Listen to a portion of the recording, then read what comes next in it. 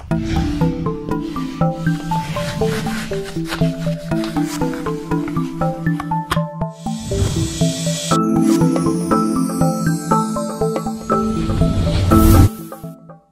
everybody, this is Alan Ellman, the Blue Collar Investor, with today's option selling question of the day. Today's question comes from George. Alan, I'm looking to gain more insight into the use of in-the-money strikes. I currently have 2 in-the-money calls at 307.50 for Biogen Inc, ticker BIIB, when the stock was trading at 313.80. BIIB is now trading at 318.46. I have 3 questions. 1. Where do you try to position your in-the-money strikes? Slightly in the money or deep in the money? 2. Near expiration, where do you want your in-the-money calls to land? And 3. What type of stock do you like for in-the-money strikes? Those rising or declining in price?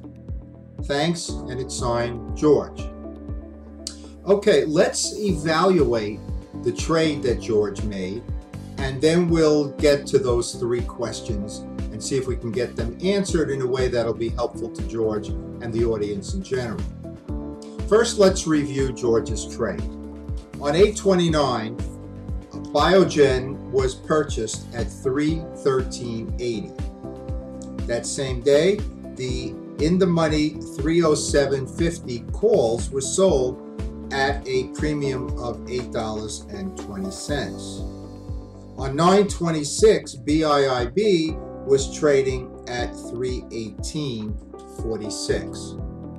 Let's first take a look at the initial call return, time value return for the trade, and then we'll talk about possible exit strategy positioning. Feeding this information into the multiple tab of the Ellman Calculator shows us that the initial trade had a return on the option, time value only, or ROO, of 0.6%. So if one's annualized return goals falls in the range of 7% or a little bit higher than that, then this would be an appropriate trade. The protection of that 0.6%, the downside protection, is 2%. What that means is Biogen can fall in price by 2% by expiration, and that 0.6% initial time value return will have been realized. So again, whether this is appropriate or not depends on what our goals are. If our goals, as I said, annualized are about 7%, then this would be appropriate. If it was higher, it would not be appropriate. Okay, let's now move on to the current, or at the time that I'm making this video, options chain for Biogen, and let's have a look at some of the available in-the-money strikes. Now, at the time that I made the screenshot you're looking at now, Biogen was trading at 328.78. So it had gone up quite a bit since the initial trade that George made. And we're looking at an options chain now for 1-month returns. Now we're looking specifically at the 315, 317.50, and 320, all in the money strikes, lower than current market value. And the column to the left is the bid column. We're going to assume a worst case scenario that we are going to generate the bid price when we sell these options, although we understand that we may be able to negotiate a better price leveraging the show or fill rule, but that's a discussion for another time. We're going to use worst case scenario, and those are the published bid prices of 1930, 1770, and 1610 for the strike prices respectively 315, 317.50, and 320. Okay, let's feed this information into the calculator, and let's see if we can make some sense out of which strike, how deep in the money we should go based on what our goals are. Okay, so here we have the 3 strikes that we discussed, 315 at the top, 325 at the bottom. Now, if we go to the right side, the columns to the right, we see that the ROE, or return on our option, ranges from 1.8% for the 315 strike up to as high as 3.8% for the 325 strike. So the closer we get to the current market value, the higher the initial return on the option, the time value return. Now, if we look at the column all the way to the right, downside protection, that is not break even. That's different than break even. We do have a column you can see in the middle of the screenshot for the break even price. But downside protection simply means by what percentage can the current price drop and we still will have realized the return on our option. So for example, for the 315 strike, we are guaranteed a 1.8% 1 month return as long as share value does not decline by more than 4.2%. Okay, for the 320 strike, we are guaranteed a 2.8% 1 month return as long as share value does not decline by more than 2.7% by expiration. And finally, the highest initial return of 3.8% is guaranteed as long as share value does not decline by 1.1%. Now let's assume for a moment that our initial return time value goals are in the range of 2 to 4%. That's what it is for me in normal markets. In bull markets, I'll go as high as 6%. Let's assume for a moment 2 to 4%. Well, basically all these do meet that requirement. The 1.8 is a little low, but still I wouldn't eliminate it. It's close enough. So which one should we select? Well, the more bullish we are, the more likely we're going to go to the 325 because that gives us only a 1.1% downside protection of that profit, but it gives us a better opportunity for a higher return.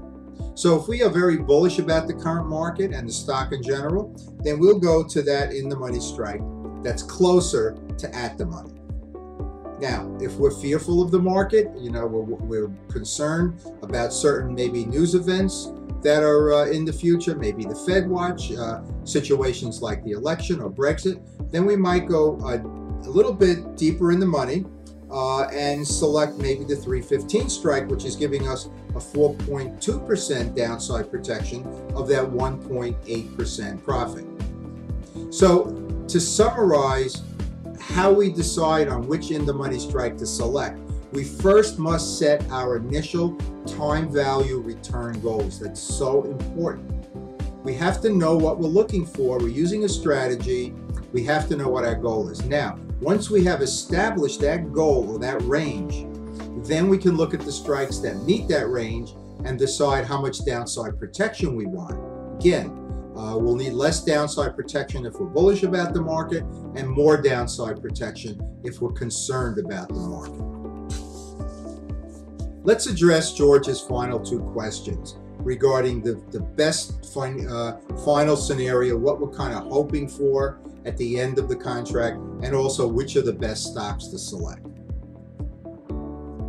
Well, what we want to do is we want the stock price to end up above the strike price because that will guarantee us our maximum return goal. If it's less than that, then we start eating into that ROE or initial time value return goal. So if, let's say, that does happen and the strike expires at the end of the month or is expiring in the money, at that point in time, as expiration Friday approaches, we can evaluate it for possibly rolling the option, see if it's appropriate. That means buying back the current month call and selling the next month's call. We could roll out, or we could roll out and up to the next month's higher strike. All right, but that's something that will be determined as we get closer to expiration Friday. And finally, which is the best kind of stock to select? The ones that are increasing in price or the ones that are declining in price? Well, we always select the best performer. There's never a time that we aspire to select an underperformer or even a mediocre performer. And in the BCI methodology, most of you know, we have a three-pronged approach to our screening process, which involves fundamental screens, reading a price chart or technical screens, and common sense screens like minimum trading volume, asset allocation, avoiding earnings reports, and so on. So we always select the cream of the crop. The only way we could lose with covered call writing is if the share value declines more than the premium that we generated from selling the option. So in every case, we only want the best of the best. So George, I hope that answers your 3 questions. Very, very good questions. They apply to just about every month of our options trading. So I hope that my explanation you found useful. And of course, I want to thank our entire audience, everybody out there, for taking the time to watch this video. I hope you enjoyed it, and I hope you benefit from it. As always, this is Alan Ellman, the Blue Collar Investor. Take care, everybody.